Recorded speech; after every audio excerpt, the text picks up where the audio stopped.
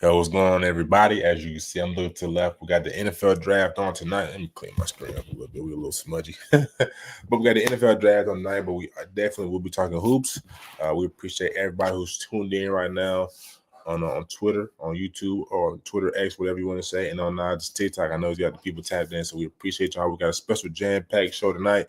You know what I'm saying? To start off the show, we're going to have Antwann Willis Jr., a beat writer, beat reporter for the Hawks and the Lakers. So he's going to provide a little context of what's going on in the scene with them firing Landry Fields. And as second guest, we're going to have on Miss Precious Wright, man, former D2 player, played overseas in Germany and everywhere else. So we're going to bring her on and provide a little context of what's the temperature right now in women's basketball and just playing overseas. So that being further said, man, we're going to bring on our number one guest for the night.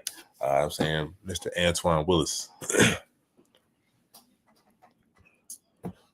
Also, as we prepare, as we get ready to bring him on, I'm saying I know y'all looking for Mr. Wilkes, man, to start the show, the man of the hour. But so he's just getting in. He's got to get himself together, man. Got to get himself right for the people. So we'll give him some time. It looks like our guest may not be ready right now. So can you hear me? I'm sorry about that. Oh, good, brother. All good, man. How Got you. Here we go. It sounds good. Hey, everyone. Pleasure to meet y'all. I'm a big fan of the Bacon Network. I'm always watching their content on Twitter, YouTube, everything. They're super consistent, super hard workers, and super versatile. As you can see, we're talking football and we're talking hoops at the same time. So, yeah, man, thank you for having me on, man. And I know it's been a while since we got to talk to each other, so I'm honored to be here. And first, I want to hear how your day went, man. How was it? I was super smooth, man. Can't complain. I'm saying a lot of hustle and bustle.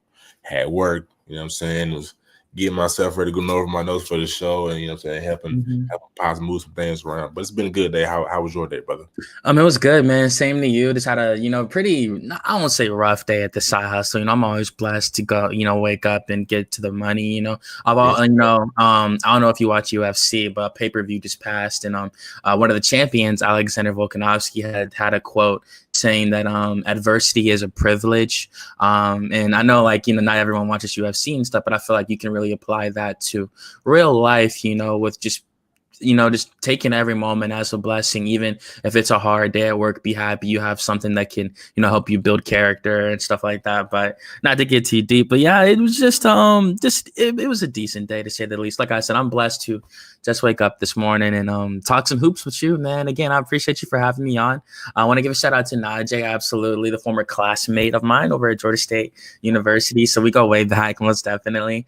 Literally had a class together. So shout out to Najeh, absolutely. And yeah, man, happy to be here, man. Let's get to it for sure. Nah, definitely. So to answer your question, I do watch UFC. I've kind of fallen off of it recently, but I definitely will be tuned in for the Sean O'Malley. I can't remember the Marab Dwashvili. Yeah, too, man. We're gonna see what Sean's got, man. I know he can't hang with him on the feet, but you know what I'm saying. Hopefully, I know Sean's working the jiu-jitsu. That's going to be where that fight's going to go, man. If he can neutralize the ground game, I like Sean. But if I was a betting man, I'm not going to bet it. I'm not going to bet on Sean this fight. Okay. You really watch? Okay, we can chop it up sometime for sure, man. I'd love to. For sure. Absolutely. But I got to ask you, man. So obviously, you know what I'm saying, you write for the Lakers right now. You previously wrote for the Hawks, so maybe you still do. But still do both. Absolutely. You do both. Absolutely. Yeah, I cover the Los Angeles Lakers for the Lakers Lead. We are known as the Lead Sports Media, but I am under the Lakers beat, a Lakers umbrella. So we are the Lakers Lead, who I work for, and I work for the Hawks Lead as well. When I can put out some Hawks content on for the Lead as well. But recently, I have been producing a lot of Lakers articles. They're in the playoffs right now versus the Timberwolves, and the most recent piece I did, it was just about Luka Doncic versus Anthony Edwards Part 2. I thought, I think it's an amazing angle in the series. Of course, the game 3 is Friday night in the Target Center. The series is tied 1-1, as we all know, or those who have been watching, of course. But for me, I wanted to put that angle out in particular because I feel like both players are destined to be Hall of Famers. So to catch them at this early stages of their careers, where they're going against each other for the second consecutive season, I think it's really cool to see them develop a natural rivalry like this, and like especially how they're so young like that, and they're both the leaders of their franchises. Of course LeBron is still on the team, but like of course the higher ups know what's going on. Like they know Luka is undoubtedly the future next to Austin Reeves, of course. So yeah, man, I'm always putting out some Lakers content. I just got that gig a few months ago, so happy to be a part of the Lake Show. And of course I started covering the Atlanta Hawks in terms of the NBA coverage. I cover the Hawks for the Fan-Sided Sports Network under the Soaring Down South publication. Recently just published a piece on what we learned about Zachary Risachet this season. Of course, counting the regular season, I know he didn't get to perform to the best of his abilities in the both play-in games, and obviously we saw what has happened with the Hawks with the Landry Fields, unfortunately losing his job. So I know we're going to talk about that, and I can't wait to get to it, man. It's a lot of stuff going on in Atlanta right now, so it's a lot to talk about for certain. Nah, so like what happened with the Zach thing? I think I missed that. I noticed some talk about him winning Rookie of the Year, being the lead. But what I'm saying, just put us on game, man. What you know? Oh yeah, for real. For me personally, like I just like wrote what I thought we learned from him this year. I thought he really came out from, obviously he went through a lot of adversity in the beginning parts of the season, but he ended March averaging like 16 points per game. Even before that in February, he still averaged about 13 per game on the month after 12 games, but he shot 44% from three on the month. So it was kind of like parallels to Trae Young's first season when he first came in during the 2018 to 2019 season. Trae, even during the summer league, they were already calling Trae a bust back then because he really, really struggled with the 3-pointer. And then he got to a level, and then like the second half of this rookie season, he started to play great. And I feel like we learned that from Risachet, especially with many people. I also wrote, of course, being unbiased, being purely objective, I thought he was really disrespected coming into the draft when he first arrived from France, even coming out as the number 1 overall pick. It could have been any team that had Detroit, San Antonio, whoever, and I still would have felt he was being extremely disrespected. Even when he played in the French league, the Ligue Nationale de Basket, LNB. I always mess up the English translation, but he averaged 10.8 points per game over there while playing at 17 years old. He was still an all-star over there, and the 10 points per game really threw a lot of people off, but they didn't really dig into the film. Like there was games where he had like 20 points, 28 points, and he shot 40% from three for his career in the French league. So it really goes to, like, he really showed you back then he already had the potential, and it's more so about what the flash that he can grow into. And the flashes are like, that's what I want to get to as well about Zachary. Since we're talking about him, I thought, after mentioning all the struggles he went through, he was the only rookie this season to finish with multiple 30-point games. He even had 38 points, shooting 15 of 20. And I think the efficiency for me is the biggest bright spot of his entire season. It's how polished his game is. He doesn't have to take 28 shots to get 30 points. Like he shot 15 of 20 for 38 points, even versus New York.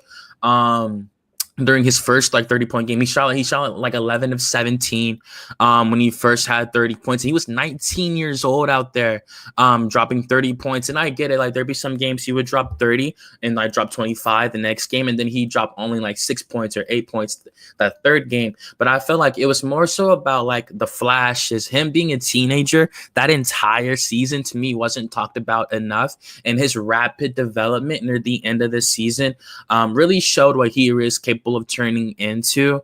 It's pretty funny. I know he didn't play that good in the play-in tournament, but I feel like that was really a matter of nerves for Risachet. First time ever being in a big spot like that. I even wrote in the article at the very end, because the article was mainly about the regular season, how he performs just with an 82 game sample size. He was healthy for the most part. He played great defense. He showed positional versatility, being able to play the 2, the 3, and the 4, being 6'9", 6'10". And the biggest thing for me was just about how the Hawks even happened to get him. The Hawks came in, they had a 3% chance to win the lottery that year. So the fact that they even got a player of that magnitude when they wasn't supposed to have him, basically, I think it's a blessing in disguise for Atlanta. And obviously we saw the emergence of Dyson Daniels this year, and all of that. So of course we can expand into the Hawks in general after Risachet, but I am happy we started with Zachary, because because I feel like no matter what happened this season, I knew the Hawks weren't going to win a ring or anything like that. That's the objective of every single franchise, no matter what they tell you. So this year was really more about the development of the Atlanta Hawks, and I felt like they did that thoroughly. You know, Trey led the league in assists this year. Dyson came over, was a most improved player candidate like that. He led the league in steals the moment he got an opportunity. Jalen Johnson, he averaged, like right now, he had 18.9 points, 10 rebounds, and 5 assists a game. At one point, it was literally 20, 10, and 5. At 23 years old, I might add. Of course, we lost him on January 23rd after and hurting his shoulder versus the Raptors after bumping up against Scotty Barnes. But like I said, I feel like this season was really more so about the development of this young roster to really show what they could finally become in the future. Like, because I kind of want to address the elephant in the room already. Like, my friend asked me if he thinks that he wonders if they're gonna trade Trey this year or this offseason. Now, I say this with no insight, only off all the interviews I've watched, all the research I've done. And even Trey himself, he's came out and said that he indeed wants to stay in Atlanta. He likes being the guy, you can tell. I think it'd be different if he never tasted success with this franchise. He's done it before. And even after that, of course, they missed the playoffs consecutive years after the whole play-in run. They lost to Miami after that because they thought they had constructed the complete roster after seeing what they did the year prior. And then they got DeJounte Murray after that. And, of course, we saw what happened with DeJounte Murray for those 2 seasons. And so to see Murray get traded for Dyson Daniels like that, and Dyson came in and really filled the gap. I feel like for Trey this year, Trey, I get it. It was a down year for the Hawks, but for Trey, it was an up year. And there's a reason why he's so positive, because he knows he finally has the right supporting cast that can really maximize his skill set. There's a reason why he led the league in assists this year after coming in second 3-4 years in a row. He finally had the players that could consistently make their shots, players that could be good in the cuts and the back doors. Like Dyson and Ricochet excelled at that all year. He has a better pick and roll partner with Jalen Johnson, and also Onyeka Okongwu as well, compared to Clint Capella.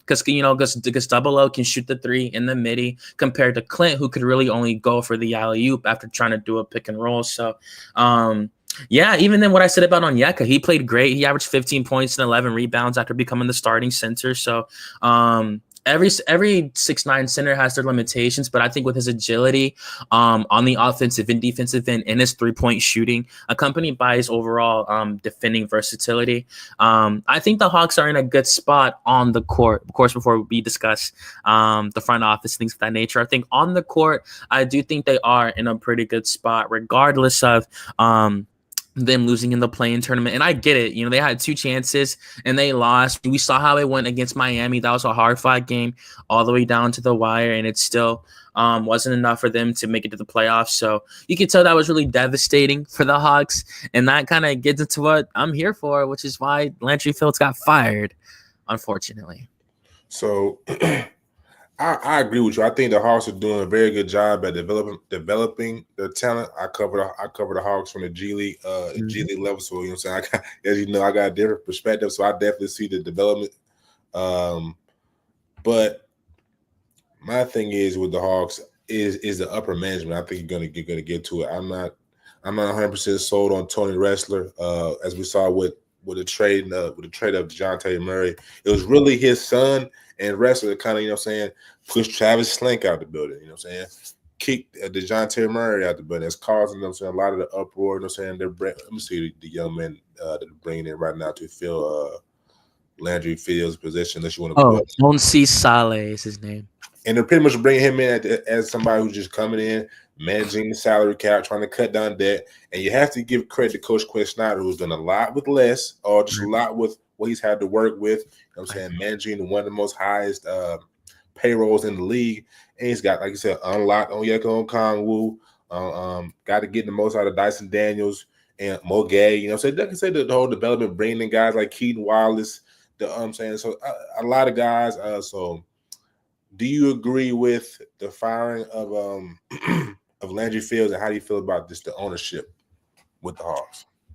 Man, I love how you put that. Even how you mentioned Keaton Wallace. Of course, he had a triple double not too long ago. It's like Mhm. 15, 11, and 15. So, I've always been high on him. Of course, we know his brother is more popular playing for Oklahoma City. Now, Kaysen Wallace, most definitely. But I still think he's just as talented as his brother as he continues to get better in the G League and on the Hawks as well. When given the playing time. But to answer your question, when it came to Landry, we know how cutthroat the NBA is nowadays. You know, Michael Malone just won a ring for the Denver Nuggets, their first ever championship in the history of the franchise, and was fired 2 years later, even after finishing the season as the fourth seed. They were 11-13 after the All-Star break, of course. Now we know there was inner turmoil with the GM, former GM, and president of basketball operations, Calvin Booth, who was also fired as well. yep. So that lets you know, obviously, a lot of these teams have these front offices really have really short leashes nowadays. And like I said earlier, every goal of every owner is to win an NBA championship, regardless of whatever they say. I don't care if they're the 14th seed. That's the goal. So do I agree with the firing of Landry? Like, I say all that to say this. I think it was he kind of took the blame. To be quite honest, I think he really tried his best with what he had, similar to Quinn Snyder. We know that Tony Ressler does not like to spend money. He refuses to pay the luxury tax. And the Hawks have, as of right now, they only have about 33 million in cap space. So the most they can really do is try to re-sign Karis LeVert this offseason, who's here on like a 32 million 16 per 16 year from the Cleveland Cavaliers. So I think that's the biggest thing they could really do, like re-signing wise, is make Karis LeVert a real bench piece for the future. Since he's only 30 years old, he came over to the Hawks. He was averaging like 14.9 points since he arrived here. So I do think he's made to be in this system, and he's a great bench piece for us as well. Yeah. So I thought, and that also expands on it as well. I thought Landry tried his best throughout the season after losing Jalen Johnson. He knew like they can't just, there's so Jalen got injured like 36 games in, like there's over half a season left. So it's like we still have to try to do something. And he traded DeAndre Hunter, made a really hard move. Obviously it hurt to see him leave after we put the jersey on him. It's different when you put the jersey on a player and you've never seen him in any other jersey since, like after that. And of course he plays for the Cavaliers now, and I'm really happy for Hunter. They're up on the Heat right now in their playoff series.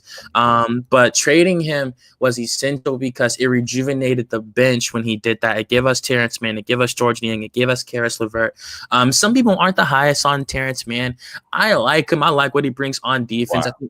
I do think he is like a pretty decent backup point guard, and they already have him on a pretty good contract over like the next 3 years. So, they should keep him similar to George Niang. He's a sharpshooter. Obviously, next to Trey, that's going to continue to play dividends. I just think that they still have to improve the bench so Niang can really come in and just be like a 2 or a 3. Like, because Quinn's putting him at the 4 sometimes. And I know he's 6'7", but he doesn't have the frame to, or the athleticism really to have to guard a real power forward when they really put the physicality on him down low and stuff. So I'm listing all these things. I thought Landry did a really good job, particularly this year. He was with the franchise for 5 seasons in total. 2 times as the 2 years, the first year, 2 first years as an assistant GM. In the next 3 years, he was the head GM. Overall, as the head GM, the Hawks went 117 to 129 during his 3 years as the head GM. But we did see him make some pretty good moves. Like he got us Dyson Daniels. Obviously, that's amazing for the future. He drafted Zachary Shea for us, which like a lot of GMs, when they're under the pressure, especially young GMs like Landry, when you have the first overall pick, I thought he handled it pretty well in picking the player that can really fit really good in the Hawks system. And I feel like for the future, I do think he will get picked up. Before he was with the Hawks, he was the like the head. Yeah, exactly. Okay, exactly what's up. You're a hoop head. He was indeed the GM for the San Antonio the Spurs G League affiliate team. Yes, he was, absolutely. So I do think he could still get back out here and get another job. He's still really young. I just think he'll have to prove himself in a front office again. Obviously, he had 3 years in the spotlight as a head GM, and I mentioned this record. It was 117 and 129. But of course, also provided the context as well. He did draft good players. He made some solid trades while he was here.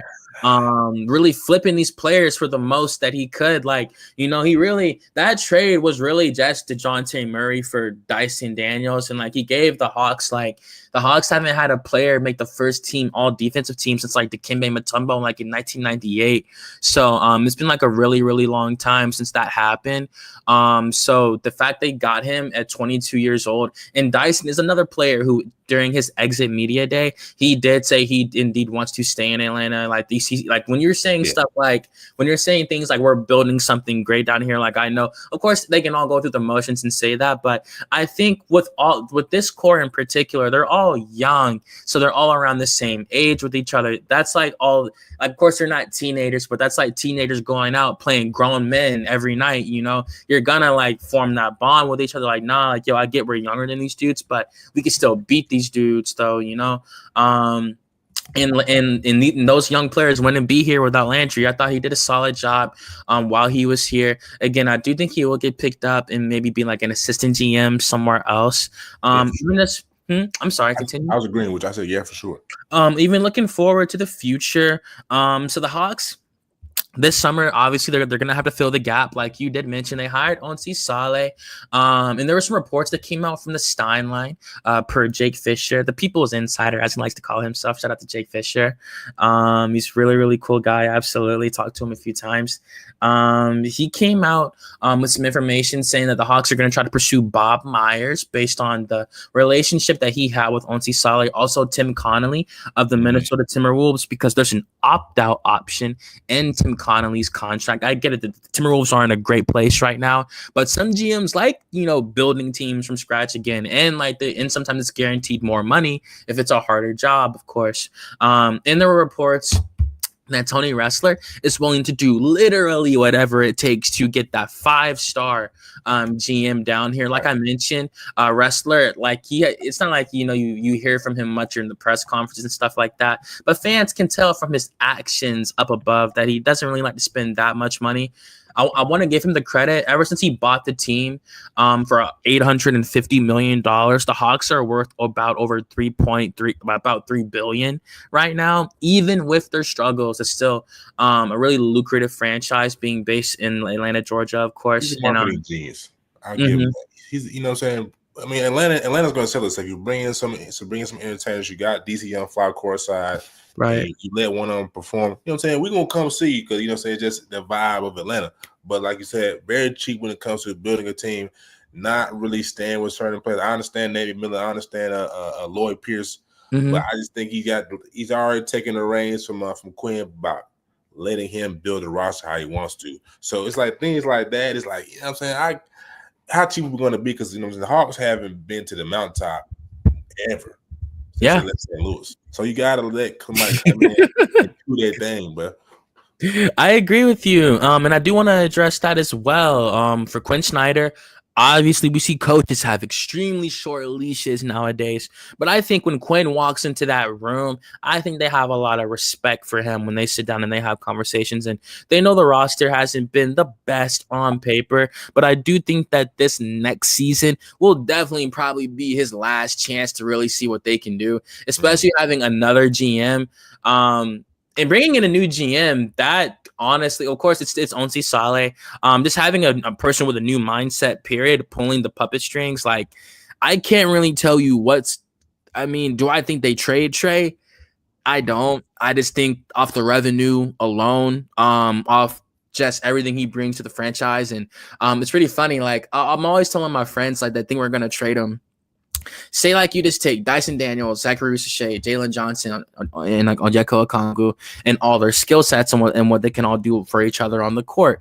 Separating space, creating their own shots, rebounding, this and that, and like their athleticism, catching lobs, being able to spread the floors. Two big men that can shoot threes with Jalen Johnson and Onyeka. I always tell people like, now, if they had all of these players, which they do, the number one thing people would say, man, if the Hawks had a good point guard that could really divvy up all the offensive responsibilities and really put these guys in their right spots, they'd be great. The Hawks already have that point guard. That's what they started this whole thing with. So I say all that to say that again, when you have a player who is 6'1" in the NBA, they're going to go through a lot of adversity on the defensive end. Unless you're Fred VanVleet, you're going to go through a lot of issues on the defensive end, and Trey has continued to persevere through that. He's actually playing better on defense. Those that actually watch the games, he's getting in the passing lanes more, running up behind guards, poking the ball out from under them, really trying to be more aggressive and more active, really trying to, because he's aware of his strengths and his weaknesses. He's trying to absolutely maximize even his limitations when it comes to his skill set. So I think with what they got going on right now, I do think they are in a pretty decent spot. It sucks they missed the playoffs, obviously. They still have one of the best young cores in the league, undoubtedly. Dyson Daniels could go on to be an all-star if the Hawks, if they go on to be like a 4th, 5th seed. He's going to be one of the most popular players in the league. He already is, even off the season he just had. Everyone's aware of what Jalen Johnson can do now. It's all about him just really going on to average 23 points a game, 24, really becoming that real number 2 option. And for Zachary, I just think, he's going to be 20. He's 20 years old now. Just continue to develop over the next few years. Really, I think he'll really start to hit his stride around 22. I think he's going to be settled in for sure. He's going to be one of those dudes. I do think he can go on to be a star. Just off what he's shown, the step back threes, the defense, when he's acclimated, when it's not just flashes anymore, when it's what he mainly does on a day-to-day basis. I think Risa Shea is going to be great. So to have all these players on the same team together, all around a point guard like Trae Young, this is the best this roster can be, outside of having some veteranship in the locker room, because we know the roster is really young, but their youngest players are also their best players. So for the Hawks, I think right now they just have to continue to develop, man. People, and I get it, the fan base is really impatient. They're really upset. It takes time, to do this, the NBA, people don't really understand how cutthroat it's 30 teams, and you focusing on your team so much, you start to think they're better than other teams, which of course we've seen the Hawks get some great wins this season. They beat the Cavs twice. They beat the Celtics. They beat the Lakers. They had some great wins this year. It's just, when it came down to when it mattered most, they really couldn't deliver. And I will say this, I think losing Jalen Johnson, obviously it was extremely devastating, but the season was almost over at that point when they did lose Jalen Johnson. When you have a team like the Hawks that are already, when Johnson is here, because they were 22-19 when he got hurt, they were the 5th seed. When they're already a 6th to 8th seed with their 2 best players healthy, if you take one of those guys out the lineup, they're going to drop down to where they were, which is an 8th seed, 9th seed, 10th seed. So losing Jalen Johnson was one of the biggest reasons they lost both playing games. It just took it back to the old school game planning for the Hawks. You circle in on Trey, you stop what he can generate, his playmaking and his scoring, and who else can create their own offense on the Hawks like that. Karras can, Dyson can here and there, but not when Trey has all that defensive gravity and his driving kicks, and he just draws so much attention from the defense. And then when you have Jalen Johnson, who can play make too, on top of being able to score, get his own bucket, he's super athletic, super strong. So they just have to wait for next year. They're in a good spot. I'm a Hawks fan, of course, but after becoming a journalist, most definitely, I've really become pretty impartial across the whole league. I live in Atlanta, Georgia, so I will forever love the Atlanta Hawks. When I was in high school, they were amazing. They had Paul Millsap, Al Horford. They were winning 60 games, but they were getting swept by LeBron in the playoffs and stuff like that. So comparing that roster to this one, I think this one has more potential in what they can do. We know that team obviously won 60 games because, they had great defense. They were just a good all-around team. But those players were also in their prime as well, like a 31-year-old Paul Millsap, like a 29-year-old Al Horford. And Horford's 38 on the Celtics now. And I'll end it by saying I do think the Hawks are in a good spot, regardless of losing right now, because like I said, they weren't going to win a championship, and that's the ultimate goal of every year. So this season was more so about development, and I thought they did that. They did it well. All their key cornerstones showed the flashes needed to make sure that they can be locked up for the future. Onyeka's already under contract. Jalen Johnson's already under contract. They got to extend Dyson. They can't do it till next season. They got to get ready for Trey as well. I think Ricochet, his rookie skill, that's gonna be easy to sign. He's definitely gonna want to stay in Atlanta. I'd be shocked if he'd want to leave. And yeah, man. So for the future, they're good, man. They just have to continue to stay patient, continue to improve over the offseason. I think they'll be much, much better next year, especially while fully healthy. And the biggest X factor, what's up, the boy Najeh, as always. The biggest X factor for me going into next season for the Hawks, I'm not on the bandwagon, people calling him injury prone, stuff like that. But we just need Jalen to stay healthy. I think anytime he's been injured, like when he hurt his wrist, when Kyle Kuzma, basically attacked him going for a dunk on a fast break, that was natural. Someone fouled him. That was a hard foul. When he got hurt with the Scotty Barnes situation, people don't, the average NBA fan has never seen an NBA player up close in person like that. So they've never seen how true specimens they really are playing basketball out there. So when he crashed up against Scotty Barnes like that, and his shoulder came out of the socket and all that, I didn't think it was a matter of him being brittle or injury prone. I think that was just a really hard collision that he took on that night. And on top of that, the Hawks he had missed 4 or 5 games before that because they kept sitting him because of the shoulder injury. So I think you could say maybe it was a problem for him for sure, but he did get surgery on it to improve it. So hopefully he'll just be better next season. And Trey and Jalen have to take the Hawks, to the moon next season. I think the ceiling for the Hawks next year, after saying this year was a development year for them, I think it's just to gain the respect. Gain the respect, show that, okay, if, they're a good little 5th seed, 6th seed, because they've beaten good teams before, being a 7th seed, being an 8th seed, stuff like that. They have to gain the respect for people to be okay, they're finally solidified now. They're here now. They finally found their ball movement, their defensive schemes, their offensive schemes. The Hawks were also missing Larry Nance Jr. too in the play-in tournament. He was shooting crazy from 3, almost 50% on the point. On the season, he was shooting great from 3 at one point. So yeah, man, I think on paper they have a good roster bench wise. Terrence Mann, George Niang, Larry Nance Jr., all their pieces. Kobe Buffkin, we'll see what he can do. Obviously, he's been hurt a lot. I do not know what direction they plan on going with him. I think if he gets hurt one more time like that, another season-ending injury, that's scary, So yeah, man, just to get my last 2 cents on it. Next season is about gaining the respect. They developed nicely this year, in my opinion. Every player grew, like I said, Trey led the league in assists, Dyson led in steals. Even DeAndre Hunter was a 6th man of the year candidate before we let him go. So all the Hawks improved this year. Onyeka became the starting center this year. He was people were begging for years. The last 2 seasons, he finally did it, and he's playing great as the starting center. So regardless of the playoff exit, the play-in exit, I think the Hawks are looking up right now, better than they had been in the Trae Young era when they had basically no one around him like that. And they finally got this world-class talent in Dyson Daniels and Zachary Ricochet and Jalen Johnson, that you can put around a top 5 point guard like that. So next season, like I said, it's just about gaining the respect next season. And that's it.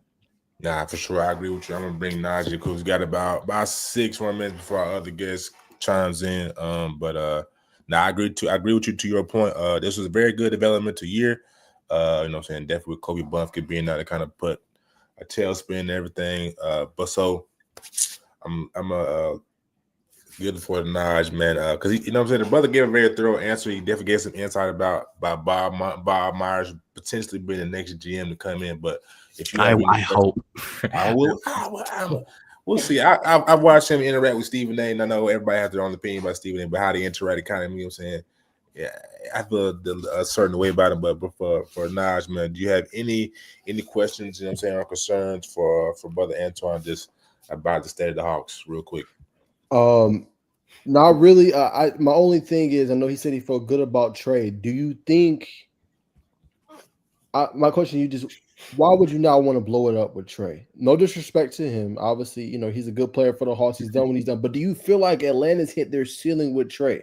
Now, remember, me and you, when we first started, we was at the internship at TNT. They made the Eastern Conference Finals. They ain't really made it back since then. So do you feel like it's time to maybe build around a Risha Shea, a Dawson Daniels, Jalen Johnson, and maybe go get another point guard for the future? Just what's your thoughts on that? Yeah, man. And like, dude, like, see, this summer would probably be the best summer to pull the trigger on that, given how they have, players like Dylan Harper, Jeremiah Fears, in this upcoming draft. I do think that they're both going to go on to be pretty good players, especially Dylan Harper. I'd be shocked if he didn't go on to, well, you know what, it's 2025. I think by 2029, he's probably going to be one of those dudes in the league for sure. Dylan Harper, absolutely. Shout out to Ron Harper, of course, his father, champion. Absolutely, love Ron Harper. And yeah, I'm answering Najeh's question, of course. Like I said, if they were to, this would be the summer to do it. It would just be like you're giving up a star point guard for a rookie. We do know after seeing Landry get fired, they know the direction they want to go. They want to win. They don't want to have another rebuilding year. As of right now, they're supposed to have the 13th, 14th pick in the draft from the Sacramento Kings.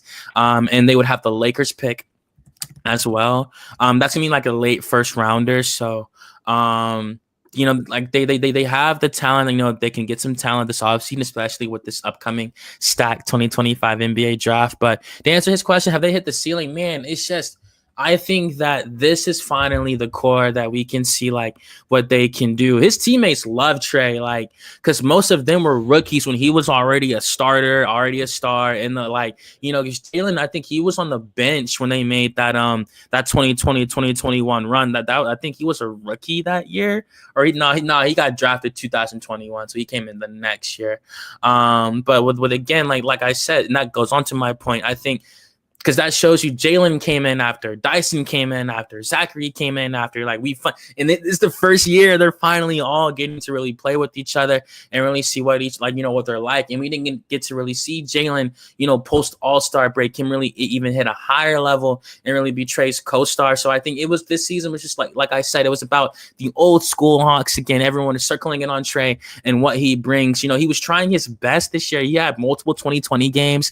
He had 24 points and 20 assists versus Utah, even hit the game winner. That too, like he led the league in clutch points this year, game winners this year, like our point guard did, and yeah, he had 31 points, 20 assists against the Lakers. Like he's still showing that he can be a superstar player, be that guy for a franchise, whether it's like mentality wise, because I do think that as well. He's definitely matured a lot compared to how he used to be. I think becoming a father of 2 children definitely helped him with that a lot for certain.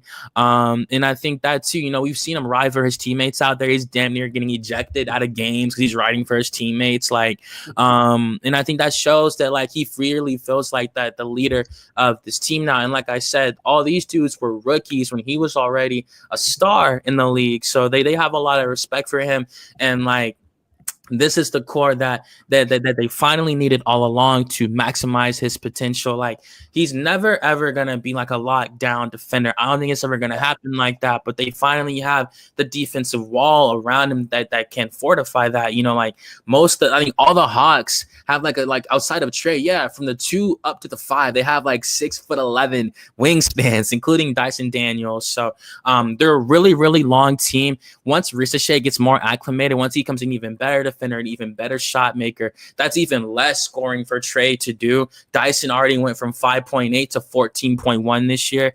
Jalen went from 16 to 20 this year, before he got hurt. So it's like he can really be like a Steve Nash type of guy down here. He is a pass first point guard first, in my opinion. I've always felt like he was pass first, just he knew himself that I have to score here. I have to. And sometimes it bites him in the butt. Sometimes he's had moments of greatness, of brilliance when he's pulled up for deep shots for game winners. So when you have a player like Trey, with his limitations, you got to pick your poison. You feel me? Like obviously him being small, that's forever going to be a disadvantage. And like, that's your star player's disadvantage. But on the other side, he also brings a generational playmaking for a franchise that really, really needs it, with all these athletic cutters like Dyson, like Zachary, a lob threat like Jalen, and Onyeka, 40% 3-point shooters like Georgie Yang, like Karis LeVert on your bench. He's making he even had Terrence Mann shot. He was shooting like 33.4%. It went up to like 33, like 39.4 after like in like a 10-game stretch,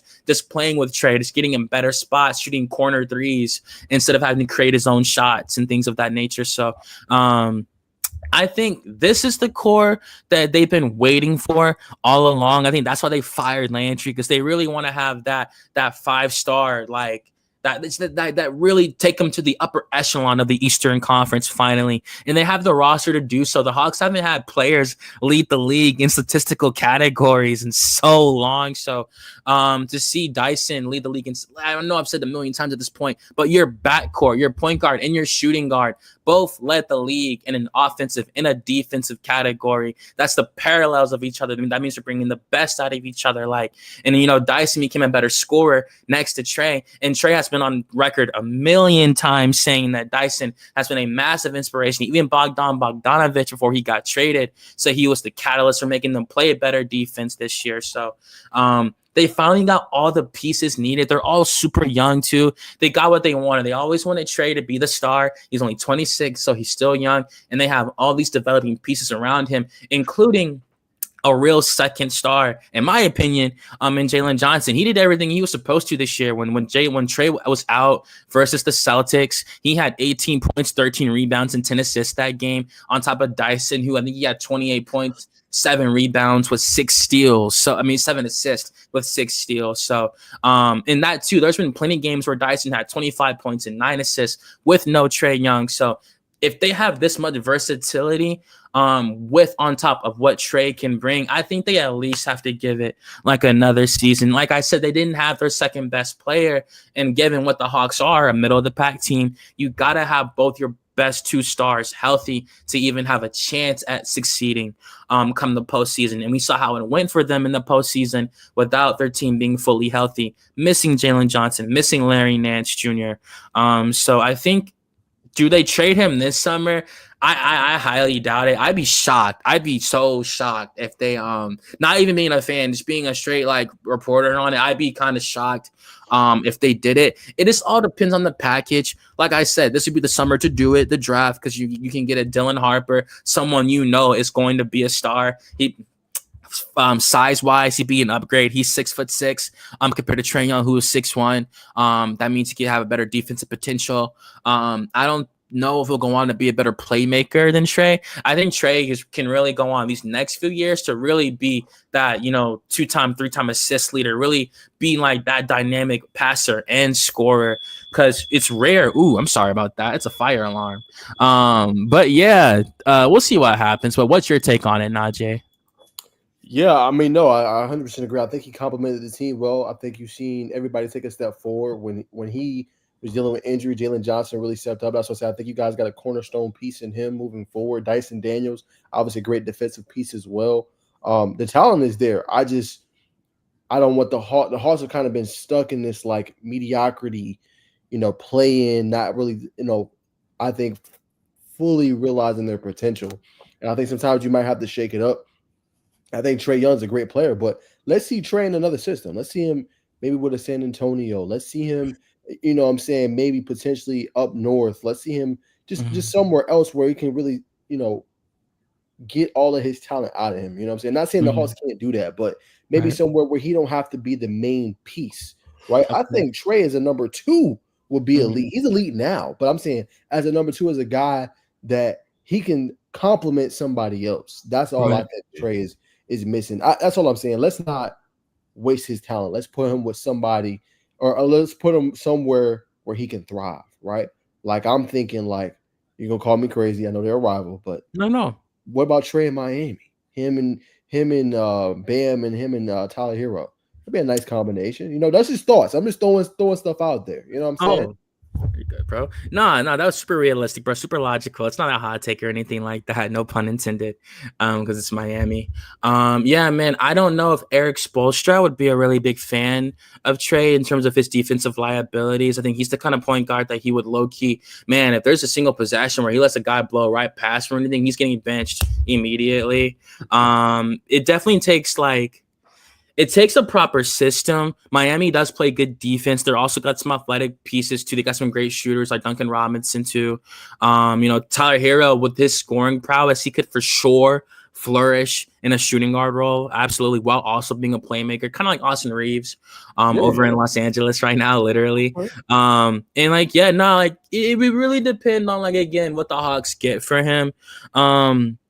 Because that's another thing too. I know I just mentioned Austin Reeves. Like, I think with one of the reasons why they haven't traded, and this isn't me talking, I think it's because, like, from what I've seen or whatever, I think that, obviously the Hawks took a massive gamble on 2018 when they traded Luka Doncic, the Slovenian, for Trae Young coming out of Oklahoma. They took a massive gamble. Of course, back then Travis Schlenk might not have known he was taking a massive gamble, but they indeed did take a massive gamble. And to see Trae go on to really become a star like that, it was really cool, man. It was really cool to see that Atlanta always gets ragged on so much, but we have developed stars before. We have had stars, we had Dominique Wilkins, we've had so many, we Pistol Pete, man. We have so many players down here.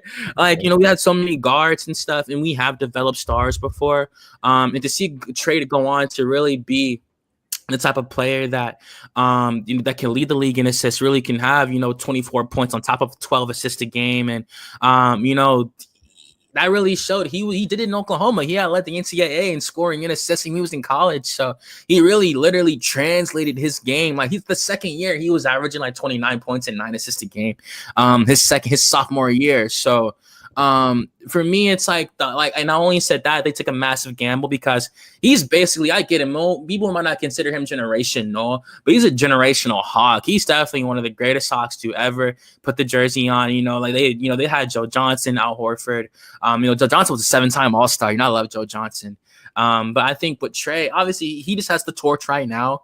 And I think that it's just, do they think, does it make us better if we let him go? And for a team that's already, like I mentioned, they're kind of cheap as it is, they are going to lose so much money if they let that number 11 go. They would lose so much money. It would be the kids love him, and I get it. On paper, he has to generate wins. It has to happen. But there's been times where he's hit game winners in the clutch. There's been times we've only won games because Trae Young was on the floor. So it's I think that, like I said, when he's the only thing you have to worry about, it's so easy for an NBA defense to lock that down. These are the best players in the world. It's not rocket science. So I think when you finally have all these different weapons, all these shooters, all these lob threats that can come from different angles, and it's really hard to stop that. And Trae and Jalen's pick and roll, the PB&J is extremely hard to stop, especially, like I said, with him being able to fade to the 3. And we've seen Jalen's really athletic like that. He's gotten straight up posterizers before with contact and stuff. So the fact they got a player like that at the 20th pick, he was a former Duke Blue Devil himself. I think I would just be surprised because it would just kind of shoot themselves in the foot because, like I said, they have all these pieces that you would need a good point guard to feed, and they have that now. Of course, winning, they have to win. I'll put it like this. I think Trae would leave before they trade him. I think he would leave before they trade him. I think he would leave before. I think he would walk in, request it. He just can't do it no more. And I think he loves his teammates. I think he finally sees that he has these proper teammates that can really help take them to the next level. Because I get it from the outside looking in on paper, they just lost again. And that's why I said they have to gain respect next season, because right now they have nothing. They have no respect. Absolutely not. Not in the grand scheme of it. You're not going to see them get any televised games like that next season or anything like that, So they next season, they have to prove that Trae can still lead this team like that. And again, like I said, when you're a middle of the pack team with one star player on it, it's a devastating loss when you lose your second best player. So I think they just got to run it back one more time. If we're in January 2026 and I come back on here and the Hawks are 18-34 or something like that, then I'll 100% say, yeah, they're probably gonna. They're probably just will let him go at that point. But I think it's going to kind of be like a Damian Lillard type of situation, minus the not getting Damian tight, minus not getting Damian help. Like Damian, he has CJ McCollum, but outside of after he lost LA, LaMarcus Aldridge, of course, he didn't have Jalen Johnson or anything like that. He didn't have like a type of star where he could pass to, he come down like that on the fast break, so he could lob it to like that. And we've seen Jalen Johnson like go over 30 points, like go over 27 points, 28 points, like against real competition. Like I said, he had a triple double against the Celtics. So in Boston, and they won that game 117-116. So I think that Jalen's development was a surprise. So that's a big factor now. Trey has already been here, but we know Trey is good, but they continue to lose. So now we just need these other players to continue to come into the fray, which they're here now. They have those players now. So like I said, it just depends on if they want to continue to be patient. And I think they are. You finally had someone that led the league in steals. This man was just the second runner-up for Defensive Player of the Year at 22 years old. Like the list just came out. He was literally second in votes above Draymond Green at 22 years old. And he says he wants to stay here. Like Dyson Daniels can go on to be a two-way star in this league. By 24. Brother, we do have another guest on. We appreciate your thorough insight. Of course. And we're definitely gonna have you on again, but we got to bring on Miss Precious, brother. So salute to you, man. Definitely very knowledgeable of the game, man. And we'll definitely be tapped in, brother. Got you. God bless you, brothers. Thank you for having me. Sorry if I got long-winded. It was a pleasure to be here. Keep up the great work, y'all. I'm gonna continue to retweet your stuff. And thank you for having me. Likewise. God bless y'all. Thank you. Hey, we'll bring you on, Antwann, after the NBA draft, man, and get your thoughts on off-season moves and everything, too. For sure. Everything. Absolutely. And if you ever want to talk about them Lakers, too, I'm definitely down for some Laker talk, too. So God bless you, boys. Thank you so much. Yes, sir. God bless you, brother. For sure, man. There you have it, folks. We definitely learned a lot. We learned that Bob Myers might be the next man in Atlanta, and that NBA and that the Atlanta Hawks are 100% confirmed cheap. So, but with that being said, we're gonna bring on our second guest, man, Miss Precious Wright, coming all the way, you know what I'm saying, from Pennsylvania. You know what I'm saying? So how you doing tonight, man? Hello. How are you guys? We doing good. How about yourself? Thank you for having me. I'm good. I'm not gonna lie, I'm tired because I'm an old lady these days. So there you go, bro. 9 p.m. I'm normally in bed, like under the covers. I got work in the morning, but I'm trying to give y'all. I'm not gonna probably have as much energy as him, but I'm gonna try to give y'all some energy. All right, for sure, man. Well, first off, just let the people know. I'm saying just a little bit about your story. I'm saying what you're about. Okay. Well, I played college basketball. I played pro basketball overseas. I was in Germany. I was in Italy. I grew up playing AAU basketball, so travel ball. I could get into the story a little bit. Yeah. So I knew I wanted to play college basketball. So coming out of high school, I actually have a twin sister. So we both wanted to go to the same school. We had played basketball together like all our whole lives. So we went to the same school as a D2 school, like 40 minutes outside of the biggest city, which was Pittsburgh. It was a good program for us both. Actually, our sophomore year, one of our teammates ended up passing away mid-season. So that was a tragedy that most college athletes, college coaches would not expect. It kind of just put us all in just a very devastating time, but also we were on a run for a D2 national championship. So it kind of brought the whole team together, something we could rally behind. That was like one of our teammates' like big goals, what she wanted to do her senior year was win a national championship. So that rallied us together. We won the national championship. Really was my first, I guess, introduction to tragedy and adversity as an athlete. A lot of things were given to us. We were kind of sheltered. So that was like that big, you're told that your college is going to be the best 4 years of your life. And then you just get hit with something like that. Like that's kind of hard to bounce back from as a young adult. But it really grew me up as a person and matured me on my grief walk. I knew I wanted to, walk the stage for her, go play overseas. So that was like something I poured a lot of my attention and energy into. It was something that kind of gave me my why, but I really wasn't handling it. I was still like very naive, just 19, 20 years old, like thinking that you could just like come back for something like that very quickly. I struggled with like mental health, anxiety, grief, depression, and I didn't really have a name for it because it was like something my family didn't really talk about. So it was just a lot of probably behind closed doors, off the court, getting in trouble, making wrong decisions, but we're still like very successful on the court. So, you know, in my head, everything's good. You know, I ended up leaving college, graduated college, went overseas, like I said. And when I was over there, people don't really tell you this probably about the overseas world, but you're pretty much alone.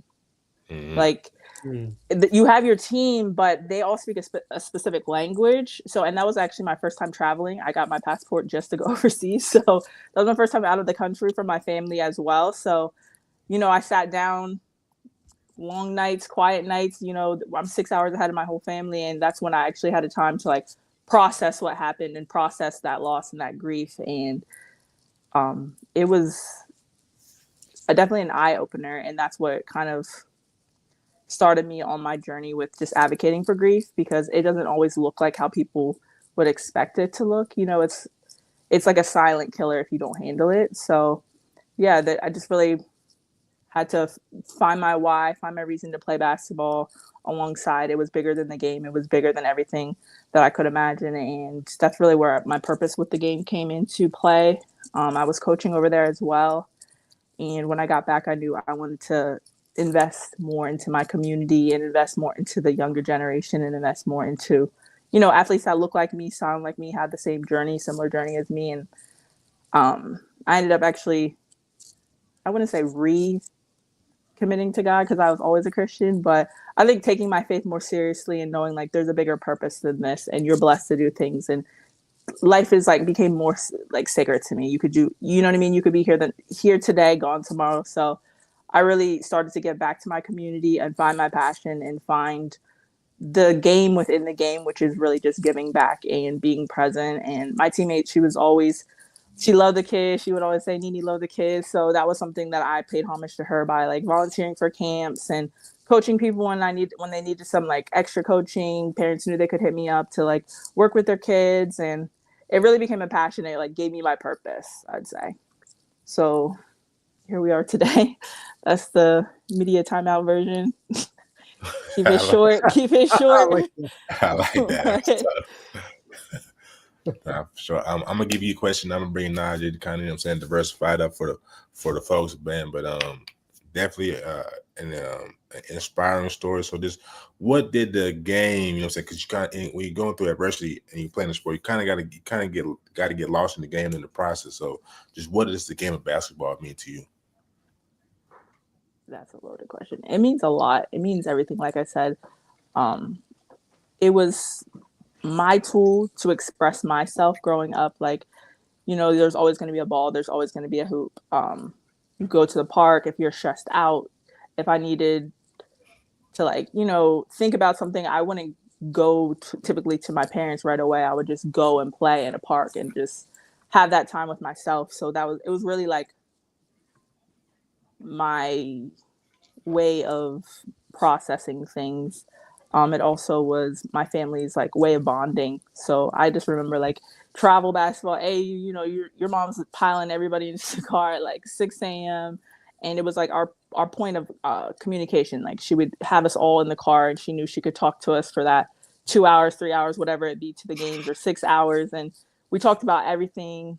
We learned a lot of stuff. We also had like, you know, funny moments. You just goofing off. Like it was my family's way of connecting and bonding. It was my way to get to school, pay for college. It was my way to get to see the world. Yeah. So it really connects to, basketball has connected to everything for me in my life. And I'm extremely blessed, honestly. Not everyone gets these opportunities. And I'm just now seeing how much of a blessing it really is. And like how if you don't take the opportunity for granted, how much you can actually continue to get from the game as long as you also give it into the game. So that was a great answer. Basketball can definitely take you a lot of places. Go ahead, Najeh. Yeah, I just want you to talk about some of the initiatives you're doing now. I see you handle a whole bunch of different tasks. Obviously, you're big into the community. You're social media marketing manager as well on Instagram. You do TikTok stuff as well. But just what you're following, just talk about some of the things that you do and just initiative that you're under. Yeah. So basically for me, I just like to be a positive light with technology, with social media. I know it has like its vices and its verses. Some people like it, some people don't, but I really use it as a tool to, be positive, send good messaging. I have a page where we just highlight what's good and what's happening that's positive, what the community needs, what's like people who are repping the community well. Flau'jae Johnson, the LSU point guard, she literally was giving back money. She like partnered with her like a insurance to give back money to people who had debt in Louisiana, which was huge. And it's like, I think there's like different things that like different stories that athletes are doing that not everybody knows. So I just highlight that on that social media page. It's like a place where the community can really just appreciate sports and culture and grief. And these are all things that I'm passionate about. So it's like at the intersection of all those, that's really what the page is about. And just offering a place for athletes to come, get some inspiration, get some encouragement, see what's going on. So. And then I want to ask, I'm sure Bacon's going to ask you this, but I think I'm trying to beat him to the punch on this one. But just you talked about technology. What's just your thoughts on AI and kind of that next phase of technology and maybe how that's kind of ingratiated in social media, if you have a thought on it? I mean, I could talk about AI. AI to me is terrifying, honestly. But like I said, technology, you just got to use it for like positive things. I think, you know what I'm saying? It's gonna be whatever you make it to be. Yes, it can be scary, just the idea of all it can do. But I don't know, man. AI is that's a different breed. What do y'all think about AI? I'll start, Bacon. I think for me, it's like you said, it's with anything like social media, like it has its great things and its bad things, right? You could be an entrepreneur, you can use your platform as you use it, Precious, for better to help others shine light on positive things. I think the same thing with AI. I think with the automation, you can use it. I think especially just being African American and Black, we can use it to help bonify our businesses better and faster, in my opinion, right? Having a website already set up, having it delegate tasks to, instead of always having to get oversight help from a freelancer or having to go to a bank to get funding, we can just use different things in order to help ourselves. So it is very terrifying. It is scary because it's going to replace a lot of jobs. But if you know how to use it as a tool to help you and to help kind of enhance what you have going on, I think it's crucial. And I tell Bacon all the time, I just think we're going into a mode, you better have something on the side. You know what I'm saying? If you don't, you in trouble. If you ain't got something working for you on the side, whether that's a social media platform or that's a side business, you better have something on the side or you're going to be screwed over because it's not going to be the AI that replaces you. It's going to be the people that's using AI that's going to replace you, I think. So if you can use it to enhance different things, I feel like you'll be all right. I agree. That's my brother, you know what I'm saying? Two of the same. Just figuring out ways of working, like you said, just better optimize you, just put you in a position where, you know what I'm saying, you say you're low on energy, that AI gonna come in, it's gonna have you like this. So that's my whole spill on the AI. Go ahead, babe. I'll let you take over. I got it. So, you know what I'm saying? A big thing, you talked about social media, or social media manager. Just what do you like about how, you know what I'm saying, building a brand for these athletes is coming into play? I think, you know what I'm saying, we're around the same age. We saw like Brittany Griner, Skylar Diggins, Elena Deladon. I think Skylar Diggins was the first women's basketball player to have 1 million followers. So she kind of got everything going. But we see Juju Watkins, we see Paige Beckers, and so many others who just. What's your thoughts about how brand deals are aligned with these players? Do you think it's a good thing? Do you think it's a negative thing? So what's your thoughts? I mean, I think it's a good thing. That's a great question. That's the hot question, I feel like, of the hour. Because like he said, when you use it positively, you're going to get positive results. But there's always, the flip to that coin. We've just seen some crazy things with the transfer portals. It's a different world, honestly. Like you said, we kind of got a taste of it, at least my generation. But like I was still a part of it where it was like, our coach was like, everybody delete your Snapchat, delete your Facebook, we still have Facebook back then. It was like, delete your Facebook pages. And it used to get people in trouble. So it's like, just delete it. Just delete the whole page while you're playing. Just delete it. And I was like, my original Instagram, I'm not going to lie, my coach made me delete that. I was hurt. I was like, that was a huge following. I look back like, that was a huge following. Like, but at that point, at that time, we could only see it as a negative. I think now this generation is turning it to show us what we could also do as a positive, which I love.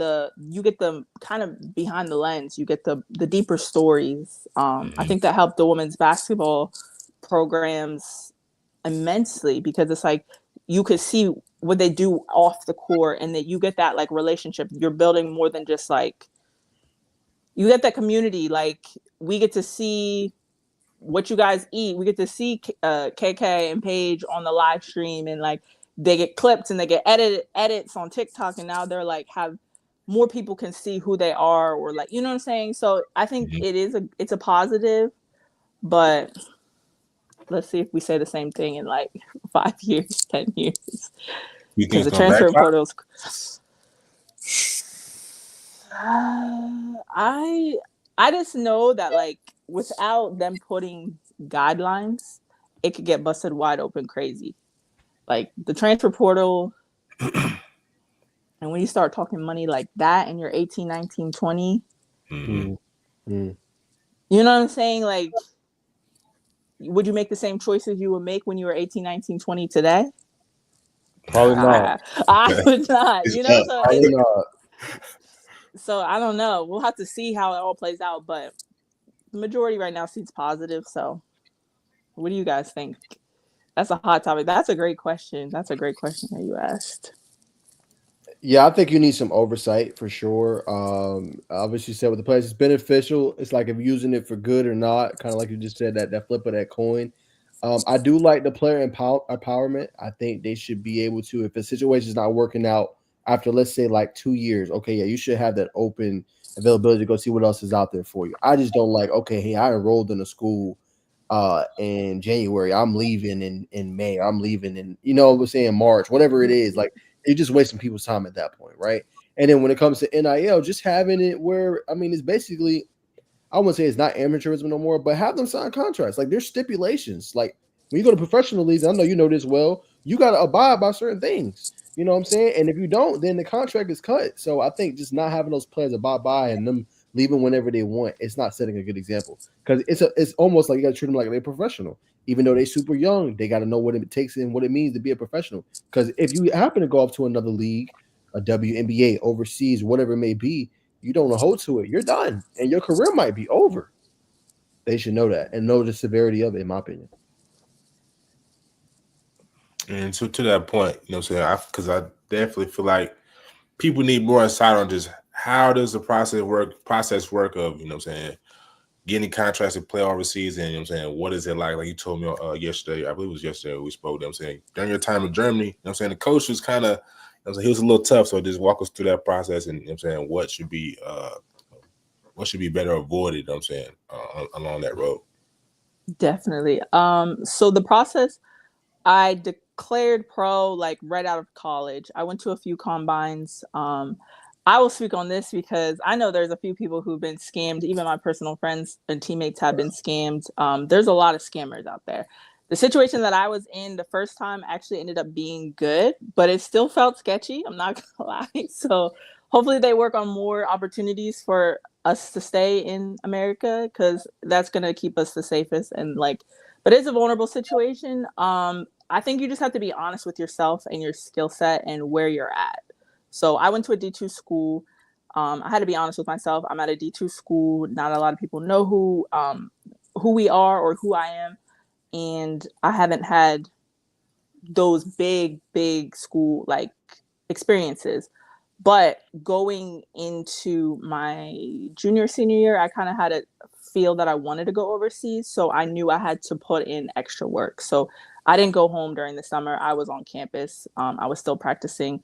I practiced every day with my coaches. Thankfully, they kept us in the gym. They didn't have to.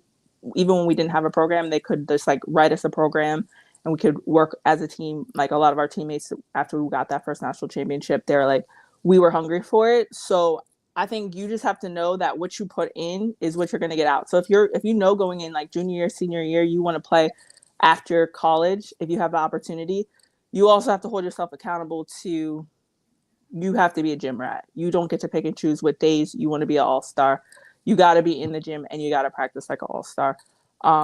Going into my senior year is when I started getting some Facebook messages, which I'm going to say it was super sketch. I was like, is this a scam? But it's just like German agents, Italian agents, different people reaching out saying like, this is their agencies. Do your research. I'd say if you can fact check, double check, talk to other players that you know have played overseas and see what their experiences are. I don't even know if I should name drop some of these combines and some of these agents. It's just a money grab. So you always have to be careful of people selling hoop dreams. You always have to be careful because, you know, they know people want it and kids want it. So they want to believe whatever, oh yeah, I can give you, this much money to come to Germany and it's a whole scam, or to come to Turkey, scam. Like just different things. And there are real teams. Like there was one of my teammates in college got an offer to go play for a real team. They knew the coach and everything. You can search it. It's a real team, but it wasn't them actually contacting her. It was like a whole scam. So I think just preparing yourself for that, and getting a agent that is actively working in the country that you want to play in. Probably off the bat, avoid like sketchy countries. If you need like a bodyguard, or they're telling you that you're gonna have to stay like in the hotel at all times, or where you're staying at all times, and you can't just like travel freely or walk around your town, probably don't go there for your first like few teams or few experiences. But yeah, I got a message to go to like a summer tour team, and we played some teams with coaches watching. You go over for a week or two, and if you don't get a contract, you come home. And if you get a contract, you go straight from where you're staying to that country, the team where that country plays, and you start practicing with them and the stuff in the summer. You basically have to sign a contract, so you have to negotiate that. I wouldn't do it on your own. Definitely get an agent, because they will negotiate like the safest things for you. But yeah, that's really how it worked out for me. What would you say is like the most ideal places to play at? Because I've been hearing like some, like I was listening to Swish coaches, if you know that, he was like some of the overseas team, they don't pay you on time, stuff like that. No, yeah, it definitely was a learning curve for me. I would say that's true. Like the culture in America is so different from other cultures. Like I said, I was sheltered. Some of these clubs, they're volunteer based. So a lot of the people who work there aren't getting paid to, work for the club. They're volunteering. So they're not going to be as like on top of it. I'll say playing college basketball is probably the best you'll be treated. So having that standard and knowing like how things work, that's not how they are overseas. It's more lax. The situation's more like, it's not as nice. You might feel like you're in like a high school gym, high school locker room. They might talk to you like high school coaches. It's tough. Like it's just tough. I don't know how. It's just it's a learning curve. They definitely don't take the small amount. Like if you don't let them get on you with the money. Like if they say, oh, we can't pay you what we told you you're gonna pay you up front. Don't accept that. Just say, don't worry, pay me when you can pay me all of it at once. Like don't accept less, because I think it's just like a test of like, what are you willing to accept? and I don't even know if it's like a nefarious thing. They just the vibes are just different. Like it's just very different. You are there to work. You are there to win games. You are there to. It's not like you're there to serve the club in the program. Where I feel like in high school or college, it's more like the club is there to serve you. Yes, it's such like a flip. Like I feel like in college, you got a tear in your shoe, you walk straight into the locker room, you got a whole new pair of shoes. You know what I'm saying? You if you need something done, it's done like that. You got ice bath right after the practice. You got massages. You got people who tape you up. You know what I'm saying? Everyone is there to serve you. When you get overseas, it's like, what can you give to the club? What can you bring? Like I used to bring a whole bag of like all my older like jerseys and just random stuff and just give it to my team and stuff just because like that's like awesome to them that you have like just crazy amounts of jerseys and socks and shoes and stuff. Like they're not used to that. And it's like you're there to serve them. You're there to like be a member of their community. When they tell you to go speak at something, you go speak. If they tell you to volunteer, you go volunteer. If they tell you to wear certain clothes, you wear what they tell you to wear. You don't, you know what I'm saying? You just take you're not take what you're given, but like you kind of don't really get that much say so. And the coaches and teams can be kind of tough because it's like when you win, it's because that's what you were supposed to do, you know? But when you lose, it's all on you. So it's sort of like Gladiator, the movie, where it's like you kind of have to play to the crowd. You kind of have to win them. You got to earn your respect in a way. Like you aren't just going to walk in and be treated a specific way because you're the pro. Is this like, are you talking about this from the perspective of an American player, or are you just talking about perspective of the supposed star player that's playing overseas? I'm speaking from an American player just because that was my experience, but you could only have so many Americans on the court at once. So most teams, right. So most teams only have that, and you are expected to like play accordingly because some people who are on the team isn't getting paid. Some people who are on the team have like full families and full lives outside of it. You're typically just there to play and like maybe coach, but that's your life, where they have like full lives, families and stuff, you know? So you kind of have to hold yourself at a certain standard. They're expecting you to produce and, you know, have like a humility about you. Okay. But also understand like you're there to serve kind of their club. 100%. So I'm gonna ask you this before I throw it back to Naj. You know, I appreciate you, you know what I'm saying, being transparent, because people need to hear this. They need to know like what it entails. Thankfully today we have, you know what I'm saying, leagues like Unrivaled, but that's for the WNBA players. But my question is, through your experience, was it worth it to go overseas and, you know what I'm saying, further your career and pursue your dreams? I would say yes. I am thankful for the opportunity. Like I said, I never would have thought that I would go to like another country. I didn't even have a passport when I graduated college. I got one just to go overseas. So honestly, I would say yes, it was a great opportunity. It taught me how to stand on my own, you know, navigate a new world, a new experience, a new culture, carry myself a certain way. And it gave me that, like I said, it just gave me a humility.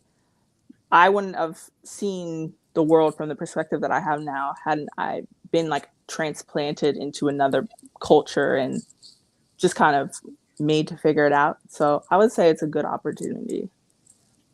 100%. And then obviously, Precious, you talked about some of the advice, and you would give, you know, very obviously genuine answers, and you're very candid. But just, I guess, moving forward, just what's kind of just your thoughts on the game?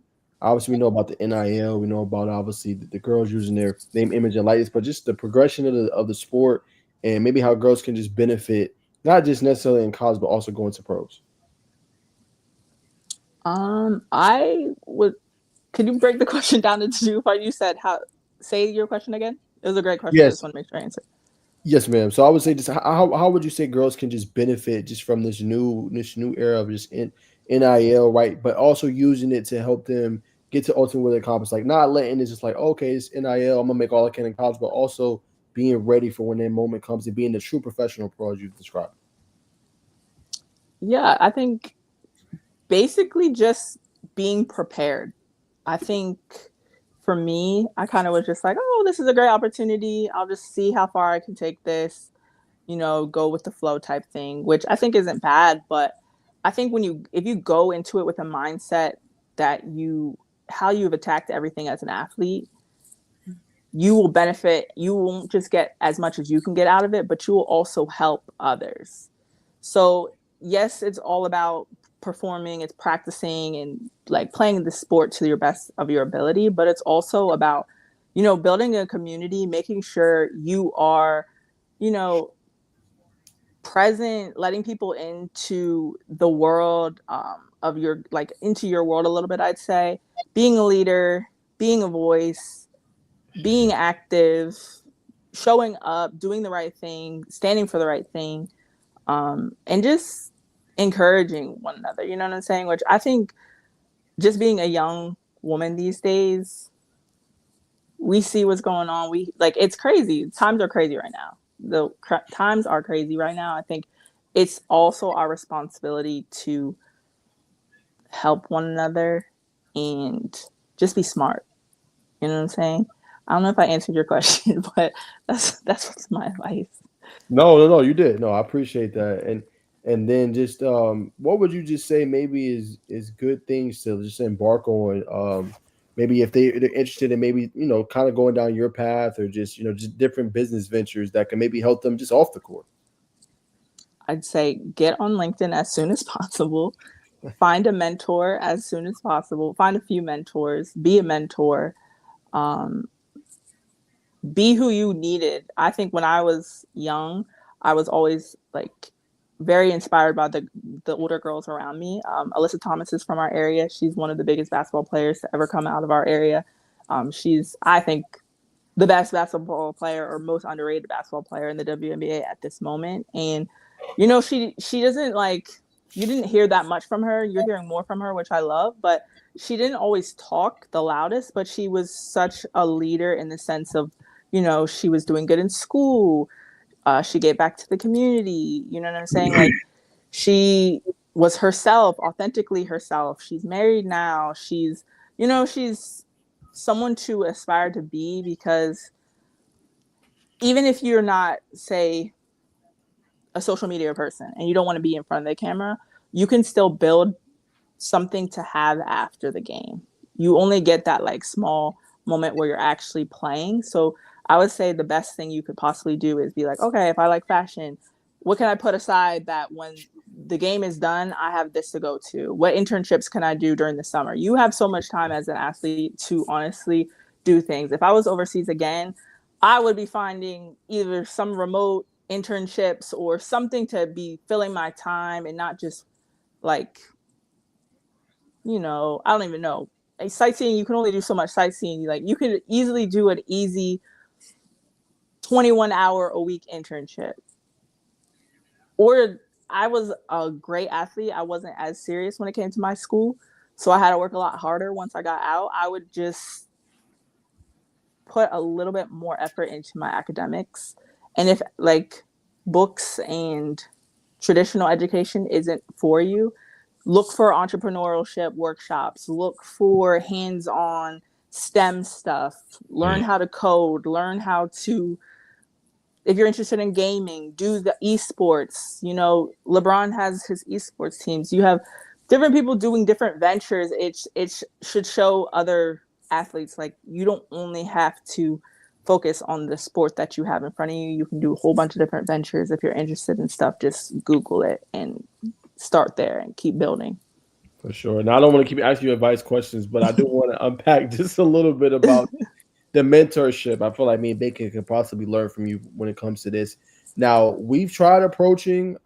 It's very difficult for us to just find mentors and just people we can talk to, throw off advice. So me and him have to go on and stuff and just trial and error and kind of almost figure it out. Sometimes people gatekeep just what's your advice, maybe just to be able to connect with somebody you may be meeting for the first time, or you're in a DM on a LinkedIn and you're just trying to help have them see who you are and see like your talent potentially, and maybe take you under their wing?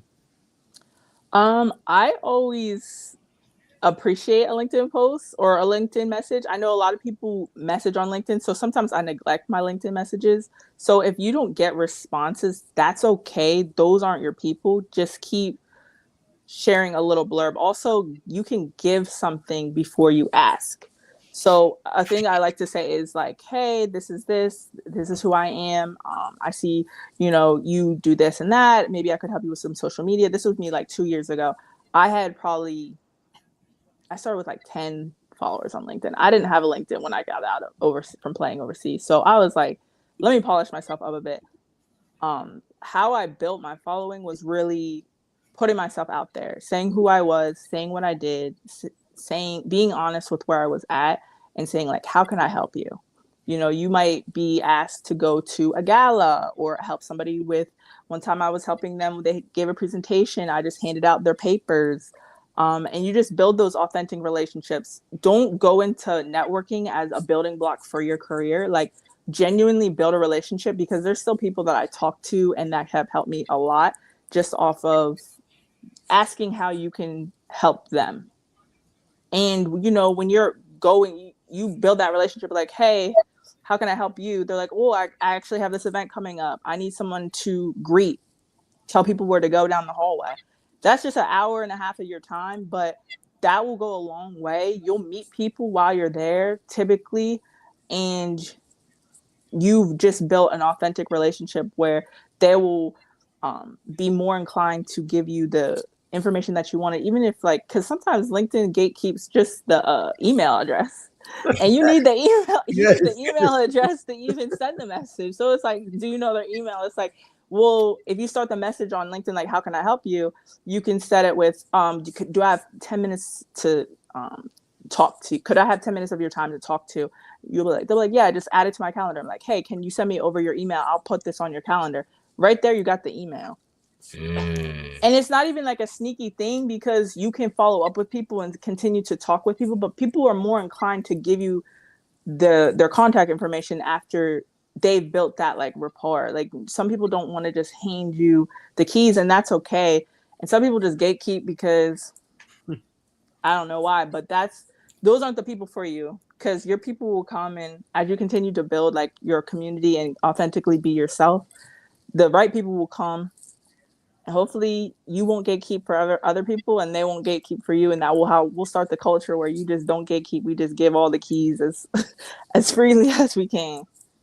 For sure. I appreciate that answer. Definitely gave me more. That's probably the most insightful answer I've heard in terms of this mentorship and what to do. And me and Bacon have both struggled. I know he's probably told you a little of his story, but I definitely have. But I appreciate that answer. Yes. Of course. What about y'all?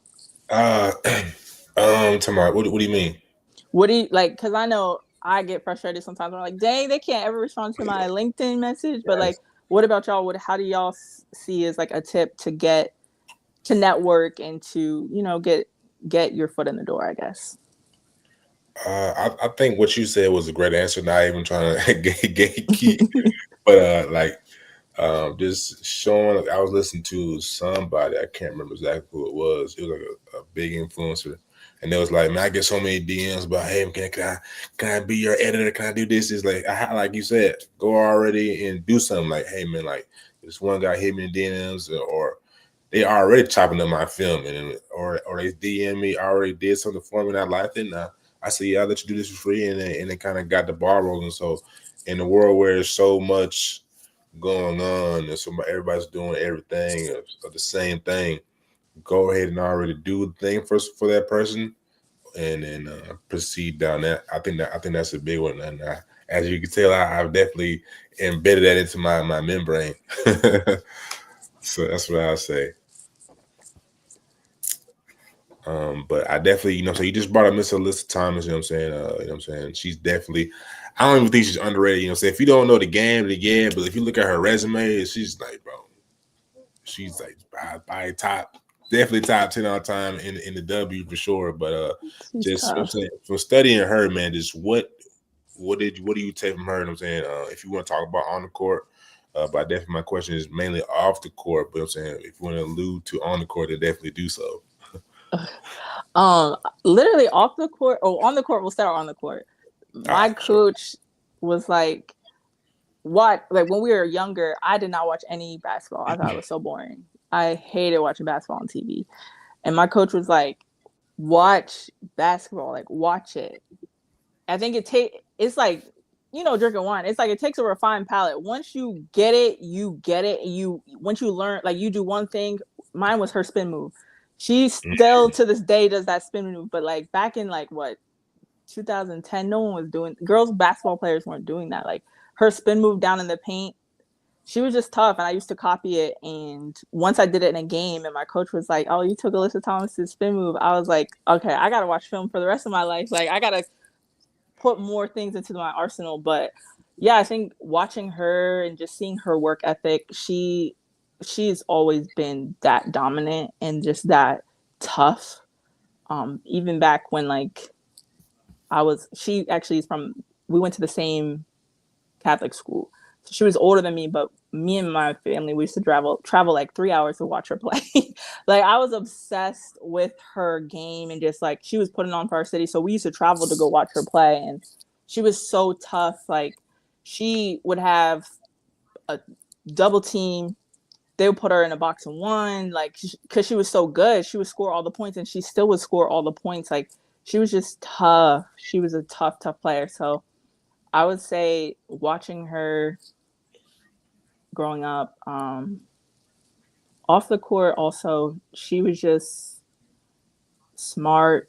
Her family, her mom was my coach back in like summer league days, back in like biddy ball days, because her little cousin and I played on the same basketball team. So she would come even when she wasn't playing. She would play like practice before. When no one was on the court, she would be shooting. We get off the court, she'd stay and she'd play. And like those are moments too, I think as young athletes, like you don't know what that means for a young athlete. If you're a player, you come and watch like other people's games, that means so much. And those are like, I just remember those summer nights, like her family staying, we'd shut down the whole park because you put the little quarters in the lights to put the lights on, and then they'd be like, okay, one more shot. And she would just practice with us. She'd teach us little moves. It was just off the court. They were just genuinely kind people, and they loved the game of basketball, and they like poured so much into it. She showed up to our banquet in like 8th grade. She came back and spoke at our 8th grade basketball banquet, and it's just like, I remember my mom forced me to wear a dress. I'm like, bruh, I don't I'm like, no one's gonna dress up for this banquet. Mom's like, everyone's gonna dress up, wear a dress. Me and my sisters are in dresses. Alyssa Thomas came in like the coolest outfit. Like she was just in her regular basketball clothes and stuff. And I still have the picture to this day. Like I'm in a dress like my mom. Like my mom made it look so corny. She like curled my hair, flipped out. But no, it's just like I think off the court she's just a good person. So I would say that's something that I wouldn't forget either. Definitely. I definitely got to get, you know what I'm saying, before we talk about this a few more times, we'll let you go here in a minute, but got to get your top five WNBA players right now. Playing right now or just in general? Oh, we can do it in general. I like the broaden it, so let's do top 5 in general. Top 5 in general. Ooh, that's tough. I would say Lisa Leslie because that's my favorite player of all time. Got to give one to Alyssa Thomas. Okay. I got to do another like OG. Cheryl Swoops for sure. Brittany Griner. Because Brittany Griner she's so tough. And we forget that like you remember when she was she was saying she was going to play in the NBA? Like this was back when 2016? No, this was like back in like 2010. This is when she was still at Baylor. Okay. I think. And she was saying like she was gonna play in the NBA because she thinks she could beat them. It was just like she just had confidence from the gate. I just remember seeing like back in those days, like she just always had confidence in herself and in the women's game. Like before, like it became this huge thing, which I'm so happy for. But it's like I feel like BG was the original like media Facts. front speaker. She put the game like front page a lot with her dunking. Just I remember she like tweeted during one of the games. I don't know, but I would say her. How many more do I have left? One more. You said Okay, one more. Lisa. Yeah, one more.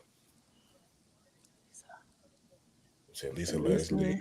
You said Alyssa Thomas. You said Swoops. You didn't say Cheryl Swoops, did you? You said yes, Swoop. Yeah, you said BG. Lisa. Dang, this is hard. Big time. I can't even say top 5 because it's gonna change based on people. But my 5th one right now, I would just have to say Della Dawn because she just retired, and she was another huge one. The legend. I like modeled my game after Della Dawn and Kevin Durant, and Della Dawn measured like I think she said she put her game like she took pieces of Durant's game, so she used to watch his film. So yeah, I would say Della Dawn. She's tough too. Nah, definitely. Della Dawn's a legend. You know what I'm saying? Brought a not state championship, brought a world championship to DC. So, so that's legendary in its own right. But for you, you know what I'm saying, moving forward, you had all these life experiences. You told me, you know what I'm saying, that you get ready to segue back into sports after spend some time in the corporate world. So, what are you most passionate about? Like, what do you want to do? You know what I'm saying, as you get ready to segue back into sports? I think I always want to give back. And I'm really passionate about keeping women in sports. Like I said, it was such a tool for me and for my family, and it kept me like in my community. So I just feel like it's so important to keep the main thing. We need people who genuinely love the game, love to train, love to teach, and love to give back genuinely. So I think that's like my passion right now. Is the game will always call my name, so I got to keep giving back however I can stay connected. For sure, the world definitely needs your gifts, man. So I'm throwing back to Najeh. You know what I'm saying? If you got one or two more. No, I don't have. No, she answered all of mine. All right, for sure. Well, especially, you know what I'm saying, before we let you go, you definitely got a plug, you know what I'm saying, where could they follow you, subscribe to you, and stay tuned in with you on your journey? Everything is Precious Wright 44 on TikTok, LinkedIn, Instagram. That's it. That's all I got. All right, for sure. Thank you guys so much for having me. I appreciate it. This is awesome. Thank you. Have a blessed rest of your night. We'll be tapped in soon. You too. Bye. All right, there she goes, y'all. Well, ladies and gentlemen, you know what I'm saying, as the Falcons pick up Jelon Walker. What a pick. What a pick. That is how you nail a draft, bro. If Falcon fans should be happy. You get a Georgia Bulldog, you get a former 4 to 5 star type player. Excellent pickup for the Falcons. I cannot say it enough. I will say it on the show tomorrow. Absolutely nailed. I wish he would have still been available for my Bengals. Nailed that pick. He is him. He is him. It's about damn time, bro. It's about damn time. That's how it's like LeBron said. So, brother, you know what I'm saying? We'll just talk about tech, you know what I'm saying? It's already a long show. So we definitely saw the jackets. We're trying to get to that. I mean, we can go through it, but we just. No, I'm with you, bro. No, I'm with you too. I've been here, but I've also been here too because I'm like. I've been trying to look to the left side. I put up the NFL side. I'm like, I've been scrolling. Literally the whole time. Like we avid basketball fans, but like NFL, like we in. I think next year, we might just have to put the show on Friday, man. When it comes to the draft, man. Do it like that, you know what I'm saying? Because the draft will come on. Same thing, NBA draft come on. We're supposed to do a football show. Might just have to put the football show later and do the draft. You know what I'm saying? Ah, man. Yeah. I'm telling you, next year for sure. For sure. 100%. But so Peyton Marshall to the Yellow Jackets, man. I think that's a big move for them. We're getting I'm not gonna say a traditional big man because Pete can shoot the ball, but just what's your thoughts, man? You think this checks all boxes? Because this gives us now really 3 solid rotational bigs, man. So what was your thoughts when you saw this news? Yeah, I mean, it's huge. I mean, look at Bay Dongo. They have to replace a lot. Ibrahim Sori left. Duncan Powell obviously left. Ended up transferring to Georgetown before transferring to Providence. But you get a guy that could be a rim protector, I think. A guy that could defend at a high level. One of his most viral plays at OTE came when he blocked the shot and threw the ball off him. You know what I'm saying? And you have a guy that can finish around the rim as well. So I think Coach Stoudemire nailed it. You say what you want about his team and how it looks on the court, but he's an elite recruiter. You know, and I know he didn't look the best maybe with Missouri, but he only played 4 minutes a game, which I'll expect. You know what I'm saying? 4 minutes a game, and that was a veteran-laden team. You know what I'm saying? So I think Peyton Marshall to the Jackets, it opens up a lot for them. And then you got a player that if Dongo has to come out the game, he can play his minutes. You know what I'm saying? Potentially. Now, I'm not saying he won't start. He could start alongside him as well. But then you have a guy that can also rebound the basketball, get offensive boards and defensive boards, and also rim protect while also finishing around the rim. You get almost a complete player to a degree. Now, we'll see how his shooting looks alongside him. I still think he should go get a stretch 4, stretch 5, but you do have a player that can be an enforcer. And that's what Yellow Jackets needed last season, an enforcer. No, I agree. Besides I think, Dongo, you know? Say that last part again. I missed you. No, I said besides Dongo. Okay, yeah, absolutely. And I feel like this move it makes the Jackets versatile to play in every style of basketball. You got P. He's there, you know what I'm saying, that can give you, you know what I'm saying, if you got to play more of a physical inside game, if you got a team that's small that you want to, you know what I'm saying, you want to abuse, have that size advantage, you take him out, you bring in Mosilla, who's a more versatile, this is more quicker up or down the court, and if you want to go small, put Bay at the 5, you know what I mean? So I like this move, especially, you know what I'm saying, having that OTE connection. I think that's, you know what I'm saying, I'm sure they recruited him heavily out of high school because of that reason. But all in all, man, just how do you think, you know what I'm saying, this roster is shaping up? We still got some more time for the boys transfer portal to close, but go ahead. Yeah, so it's just I think it's about to close, I think either today or it does tomorrow for sure. Nobody else can actually hit the portal. But I want to see them add like a guard. You need a guard. You need a veteran guard. You know, obviously they got Cam Kraft, who is good, but they need a veteran point guard in there just in case. It's a lot to ask Jalen Mustaf, Eric Chatfield, Kai Fleming, and Brandon Stores. Do that and probably get one more wing piece. You got the shooter and Kraft. You still need a defensive two-way wing, in my opinion, to go along and kind of fill out that roster, in my humble opinion. You do have a big man, maybe one more veteran big man to go in there. Not necessarily center, but maybe a power forward, in my humble opinion.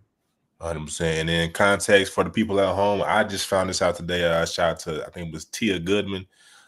She displayed that once the transfer portal closed, like Nas just said, that no other players can't enter the portal, but just because a player didn't get with the team prior to the portal closing doesn't mean it can't be picked up, because that'll go, you know what I'm saying, till whenever. So that's definitely something I learned today. So just because, you know what I'm saying, the portal closing and Tech hasn't picked up anymore, you're like, oh my God, they're gonna really put the ball in the hands of Chatfield, a young rookie, a young freshman guard incoming.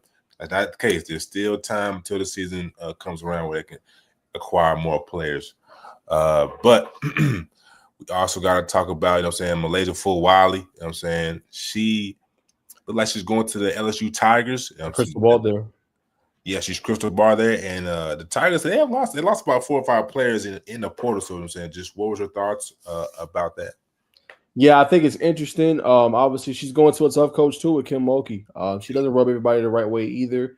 She does have a rich winning pedigree, but so does Dawn Staley. But I think she's going down there to be the one, you know, because I think did Flaugier go in this draft?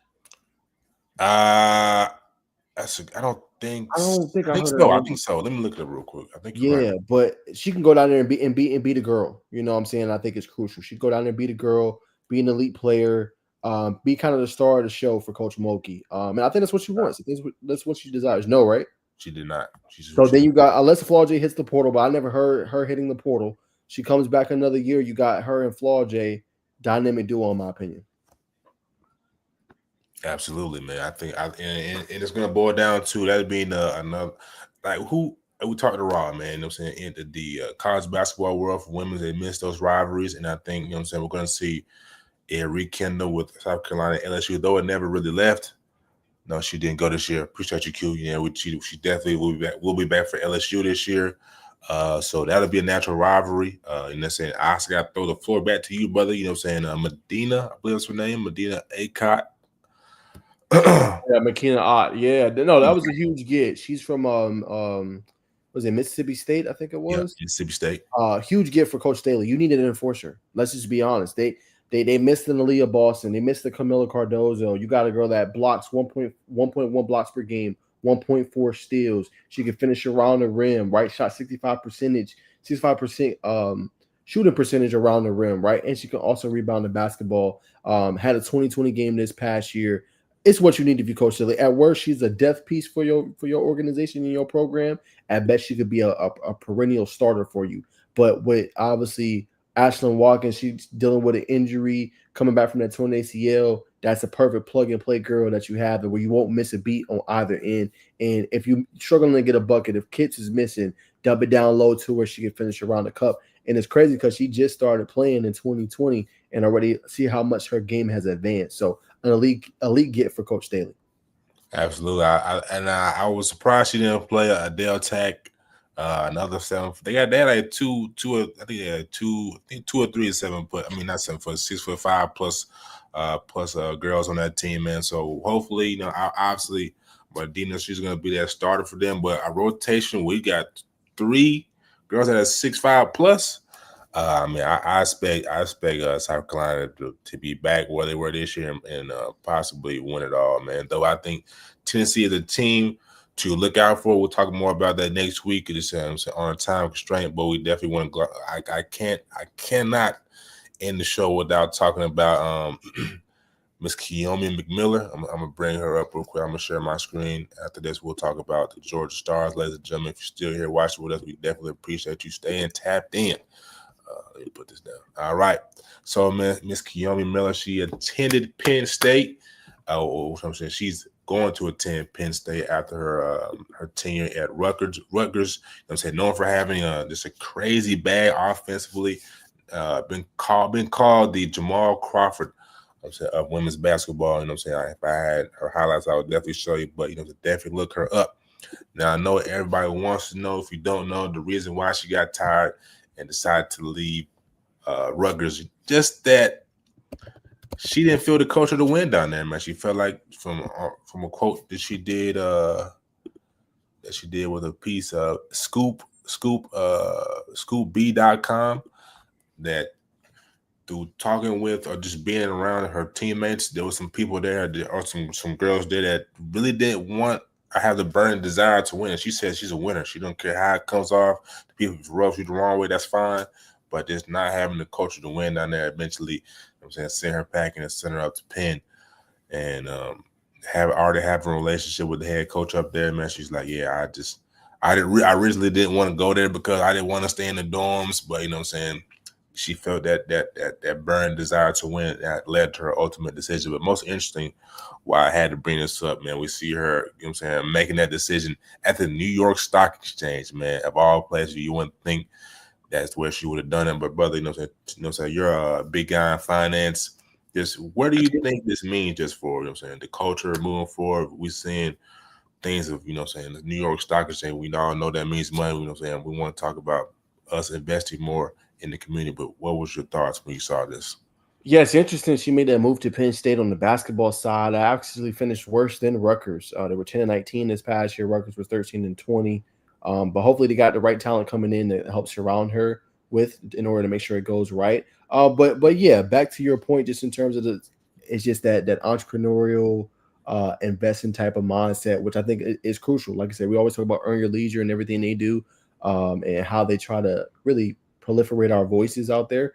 But I think she's crucial. Just doing that, she's definitely sending a message like, hey, you know, I'm business oriented, I'm business minded.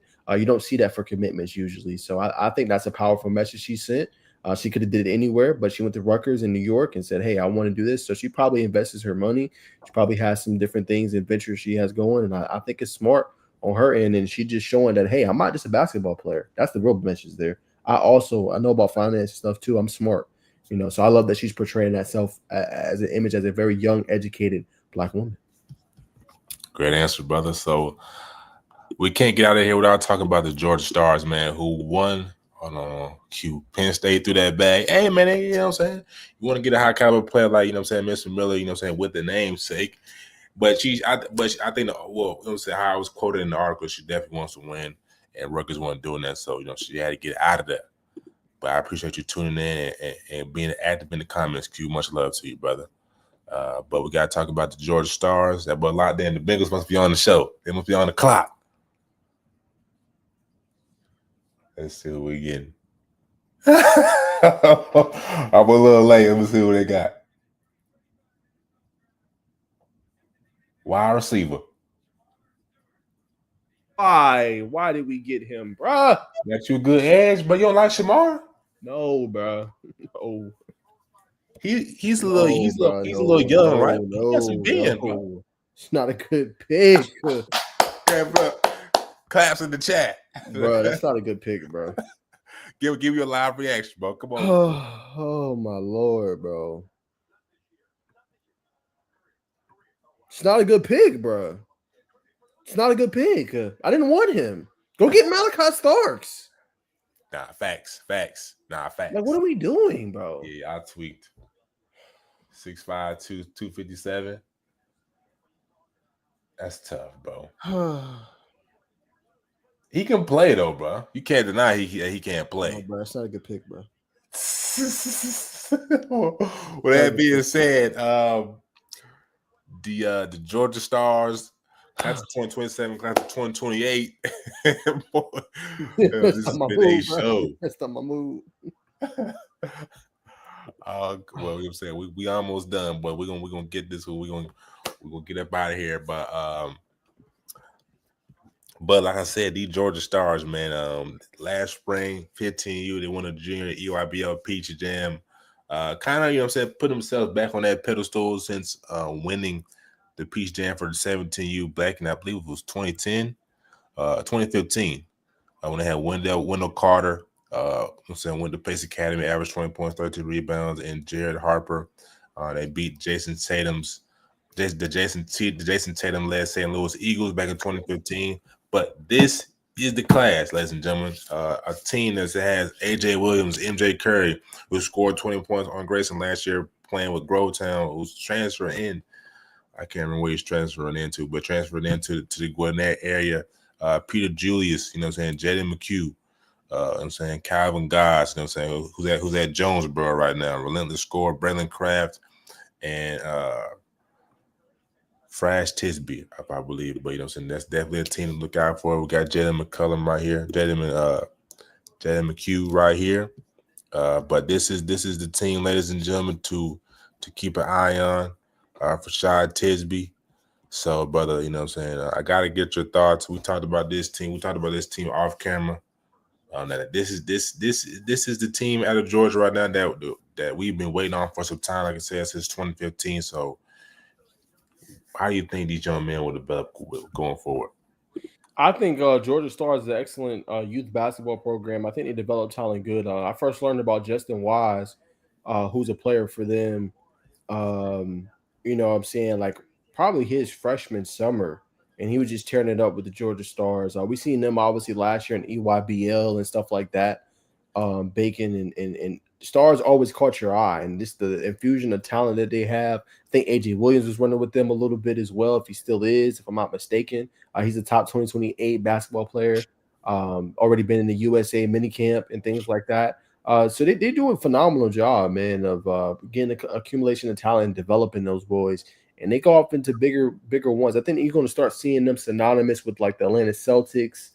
Trying to think of other grassroots AAU programs. Game Elite, like whenever you think of some Team Hunchos. Team Hunchos, okay. Who's another one? AOT, like, you know, those are the ones I think you're going to see in a few years. You'd be like, wow, they had this guy play for them, and okay, this guy played for them. Like Georgia Stars is on that kind of inflection point, in my opinion. Nah, I agree, brother. You know what I'm saying? Like I said, they've been doing it for a long time. Georgia Stars is I know people probably categorize the Atlanta Celtics as the flagship of Georgia basketball. And you know what I'm saying? You can say rightfully so, But the Georgia Stars, you know what I'm saying? When you in peace, brother, you know what I'm saying? You're on a different precipice, bro. You know what I'm saying? You are forever. You have your you have forever, you know what I'm saying, cement yourself, immortalize yourself. That's probably you have forever immortalize yourself in basketball, and definitely on that Georgia basketball Mount Rushmore for developing talent, being a grassroots flagship team. So definitely want to shed some light on the Georgia Stars, man. Wish we could have went to death, but we are. I'm saying we on time. We are strict on time because the draft is on, man. You know what I'm saying? Dodge he's a little down about the pick, and I can understand. Not a good pick. Not a good pick. It's not a good pick. I think it's. I give y'all a B, man, but I think I should have got Malachi Starks, bro. Hopefully, you know what I'm saying, like, you finna mess around and him go to Baltimore. Like, what are we doing? This guy can come and play and start. Like, what the? And move around. Geno Stone. I don't care about Jordan. Like, let him go take their spot. You're talking about one of the best players in this draft, all pro potential. Get me off this, bro. All right, but ladies and gentlemen, we appreciate y'all. You know what I'm saying? Oh my gosh, we went through this show. You definitely had some ups and downs, and you got to see a raw reaction from Najeh Wilkins, man. That's why you stay tuned into the network. But till next time, ladies and gentlemen, love is love, peace is peace, and as always, it's just Citizen News, man. We'll see y'all Monday at 6:30, man. Take it easy. See y'all Monday 6:30, man. And look, hey, we're gonna have a good pod going. Give us hoop fans, man. It's a crazy day. You know what I'm saying? Crazy day. But again, we're gonna be back. And next year, and when the NBA draft comes, if it's on Monday, we're not doing a football show. Okay, just going forward. You know what I'm saying? So we can lock in. But hey, shout out to Q, man. Great message, as he said, the Bacon Network. Yes, hopefully, man. But these are reps, man. We try to get as many reps as possible for Bacon. So then when he makes it in the big leagues, he already know what to do. That's the goal. But peace and love to y'all, man. We're gonna catch y'all soon. Be back on Monday for another great episode. We'll see y'all then. Peace.